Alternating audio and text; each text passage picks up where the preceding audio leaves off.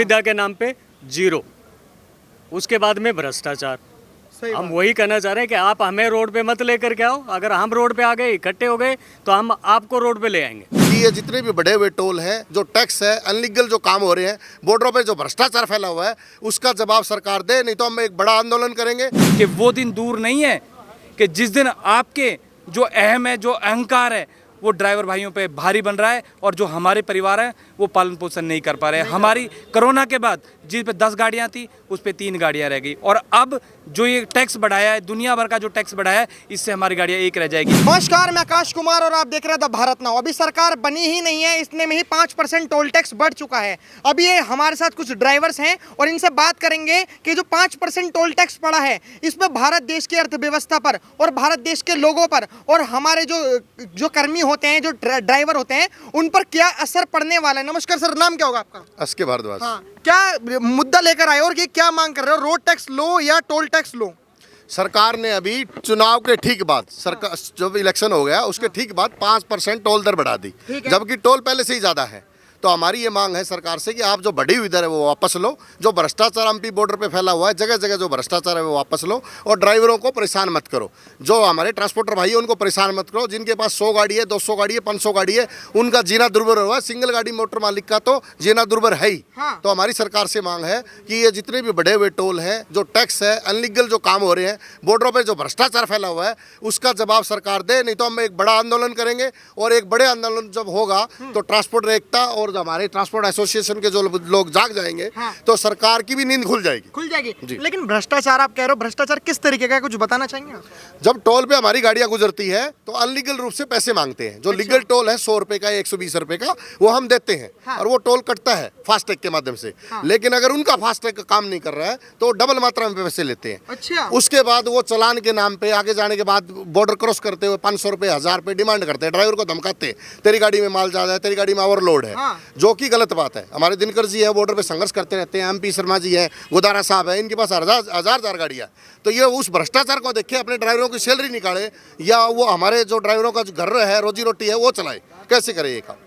तो हमारी सरकार से यही मांग है, आप या तो इनको बढ़े हुए टोल को वापस लो या फिर संघर्ष हम करेंगे। आप एक बड़े आंदोलन को देखेंगे नियर बाई, बहुत ही जल्दी हम घोषणा करने वाले हैं। बाजार कितना बढ़ रहा है। आप रोडों की आज के जहां हाईवे डेवलप हो रहे हैं, लेकिन आप इंटरसिटी वाले रोड भी तो देखो। आज जो बड़ी बड़ी हमारी गाड़ियां हैं, पहले अब आउटर रोड बना दिए हैं, फ्यूल का कंजम्पशन ज़्यादा होने लगा पहले से। किराया कहाँ बढ़ रहा है, किराया कहाँ बढ़ा? किराया देखो, आप आज डीजल देख लो, आज आप कितना पहुंच गया है, अब 100 के आसपास डीजल पहुंच गया है।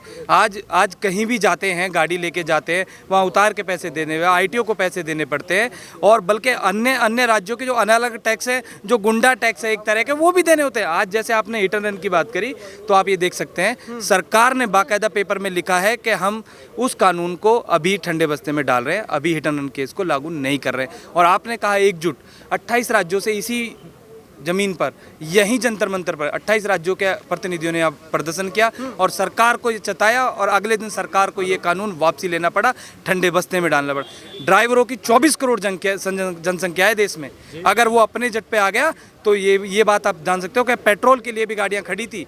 अभी आपने स्वयं देखा होगा कि आपके माध्यम से भी देखा गया और सबने देखा भी आपके माध्यम से कि जगह जगह गाड़ियाँ खड़ी हो गई थी।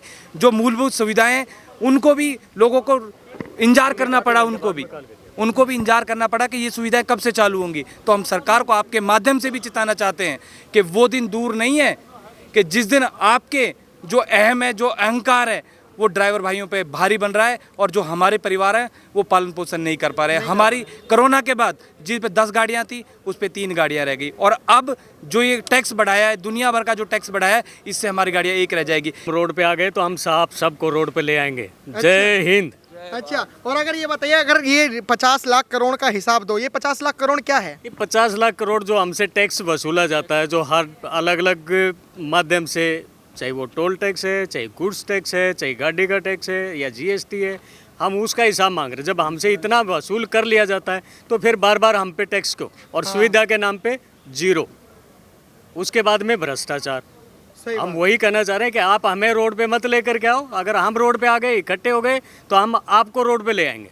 नहीं, मांगे तो जायज़ हैं, बाकी एक बार आगे सरकार को लगता है कि जायज़ नहीं है तो हमारे सामने बैठे और हमसे बातें करें, फिर हम देख बात लेंगे करें उसके बात करें। मतलब बहुत जरूरी है बात करना। बिल्कुल, बात नहीं करेगी तो हमें कैसे पता चलेगा, हमें समझाए ना कैसे जायज़ नहीं है वो। हाँ चलिए, बहुत बहुत धन्यवाद। तो आपने धन्यवाद। देखा कि जिस तरीके से ये बता रहे हैं, टैक्सी ड्राइवर्स हों या फिर ड्राइवर्स हों या फिर ड्राइवर्स के मालिक हों, ये चीज़ें बता रहे हैं कि उन्हें किन किन समस्याओं से जूझना पड़ रहा है। आप हमारे साथ देखते रहिए द भारत नाउ। धन्यवाद, जय हिंद।